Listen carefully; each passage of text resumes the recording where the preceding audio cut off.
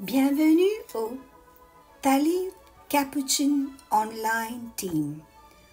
En ce dimanche 6 février 2022, cinquième dimanche du temps ordinaire, nous sommes heureux de pouvoir partager avec vous l'homélie des Capucins en ligne, Inde. Être un disciple témoin malgré nos péchés. Chers frères et sœurs en Jésus-Christ, aujourd'hui, ce cinquième dimanche du temps ordinaire, nous écoutons un merveilleux message sur l'appel à être un disciple témoin. Dans la première lecture, nous lisons l'appel d'Isaïe qui dit à Dieu qu'il est un homme aux lèvres impures et il est alors purifié par l'ange de Dieu. Quand il a entendu la voix du Seigneur qui disait « Qui enverrai-je et qui sera notre messager ?» Isaïe répond « Me voici, envoie-moi ». Dans la deuxième lecture, nous rencontrons saint Paul qui dit « Car moi, je suis le plus petit des apôtres. Je ne suis pas digne d'être appelé apôtre, puisque j'ai persécuté l'Église de Dieu. Mais ce que je le suis par la grâce de Dieu, et sa grâce, venant en moi, n'a pas été stérile. Je me suis donné de la peine plus que tous les autres. À vrai dire, ce n'est pas moi, c'est la grâce de Dieu avec moi. Dans l'Évangile, nous rencontrons saint Pierre avec sa réponse. Pierre était pécheur. Il a péché toute la nuit sans rien prendre. Il rencontre Jésus qui n'était pas pécheur. Au début, Pierre répond dans le doute. Comment est-il possible d'obtenir du poisson puisqu'il n'y avait aucun espoir? Jésus leur dit d'avancer au large et de jeter les filets, et ils capturent miraculeusement une énorme quantité de poissons, une quantité telle que leur filet allait se déchirer. Étonné du résultat, Pierre dit « Éloigne-toi de moi, Seigneur, car je suis un homme pécheur. » Mais Jésus lui dit « Sois sans crainte. Désormais, ce sont des hommes que tu prendras. »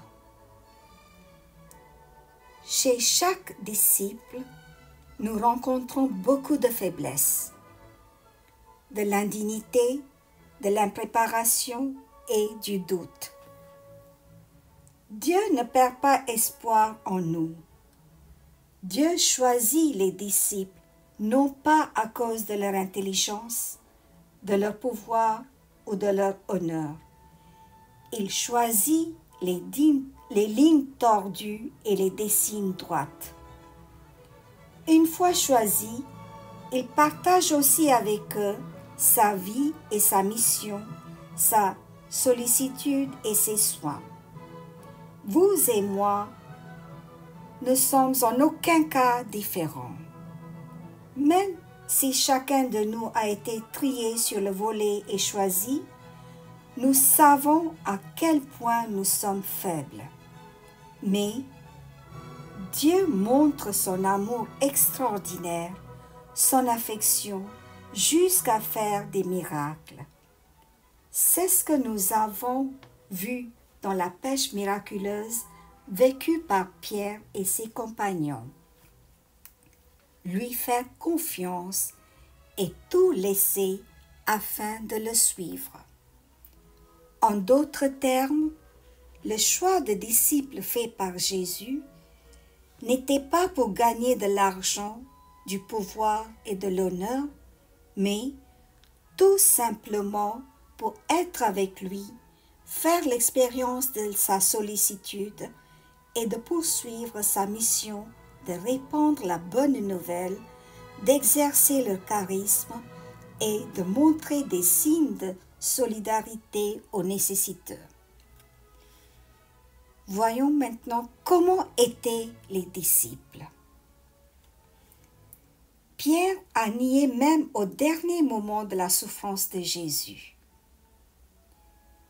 Les disciples se disputaient qui était le plus grand parmi eux. Deux d'entre eux négociaient pour siéger à la droite de Jésus dans son royaume. Quand Jésus était à Gethsémani en agonie et souffrance, les disciples dormaient. La faiblesse des disciples et leur trahison sont innombrables. Chacun de nous vit les mêmes situations. Malgré plusieurs échecs des disciples, Jésus ne perd pas l'espoir chez les disciples. Même si Pierre l'a trahi 3 fois, il en a fait le chef de son Église. C'est exactement la même chose pour nous tous.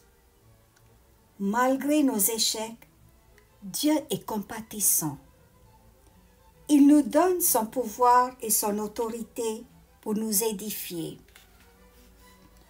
Il nous donne l'énergie nécessaire pour tendre la main aux nécessiteux. La création du royaume des cieux est partagée par chacun de nous. Même si nous ne suivons pas Jésus, il continue de nous suivre dans tous les hauts et les bas de notre vie. Jésus a dit à Pierre et aux disciples d'aller dans les eaux profondes. Pierre n'était initialement pas disposé à relever ce défi en raison de sa pêche infructueuse toute la nuit. Mais, faisant confiance aux paroles de Jésus, et il s'est lancé et a eu un résultat miraculeux. Aller en profondeur, c'est prendre des risques. Suivre les préceptes de Jésus signifie faire face aux défis avec Jésus, qui se termine par le succès. Malheureusement, nous voulons goûter au succès dès le début et à chaque étape. Mais la valeur du royaume de Dieu est de continuer à faire confiance à sa providence et de procéder avec espérance. Les lectures d'aujourd'hui parlent aussi de Dieu qui nous assure de sa présence et qui nous rend témoins. Le prophète Isaïe, qui se considérait comme un homme aux lèvres impures, a finalement accepté le défi en disant « Me voici, Seigneur, envoie-moi ». De la même manière, Paul disait que même s'il était le dernier des apôtres, avec la grâce de Dieu, il pourra travailler plus dur que n'importe quel autre disciple. Le même Pierre, qui était initialement incapable de croire en Jésus, est devenu un témoin vibrant de Jésus avec l'expérience pentecôtiste. Nous disons souvent que nous sommes indignes avec un manque de foi et de confiance, mais Dieu nous répond en disant à chacun de nous « Je te fais confiance, tu es digne de mon appel et tu es capable de mener ma mission. » Chers frères et sœurs, comprenez et acceptez la grandeur de votre vocation à être et à devenir l'apôtre de Jésus. Cela changera totalement votre vie. Tout ce dont vous avez besoin, avoir une confiance totale et toujours croire en sa présence à vos côtés. Continuez à écouter sa voix au plus profond de votre fort intérieur. Continuez à discerner ses conseils. Engagez-vous à tendre la main à ceux qui sont dans le besoin. Sa présence permanente est toujours avec vous. En son nom, vous êtes autorisés à guérir les malades, à réconforter les affligés et à offrir le meilleur de vous-même aux autres. Vous verrez des miracles se produire puisque vous êtes toujours un témoin vibrant et vivant. Pour cette semaine, ayons des actions concrètes pour exprimer notre témoignage de disciples. Souvenez-vous de quelqu'un dans le besoin, vivant dans des difficultés ou dans la maladie. Rencontrez cette personne au nom de Jésus et offrez-le le meilleur de vous-même. Montrez votre charité, votre compassion à ceux qui sont dans le besoin. Amen. Bien chères sœurs et frères en Christ, je vous invite à prier la prière de 5 minutes. Les vendredis pendant 5 minutes, de 20h à 20h05. Pendant ce temps, prions pour les pays et les personnes touchées par le Covid-19, pour la protection de tous et pour que le Seigneur nous délivre de cette épidémie. Prions pour les intentions suivantes. Confions-les au Seigneur par l'intercession de la Sainte Vierge Marie.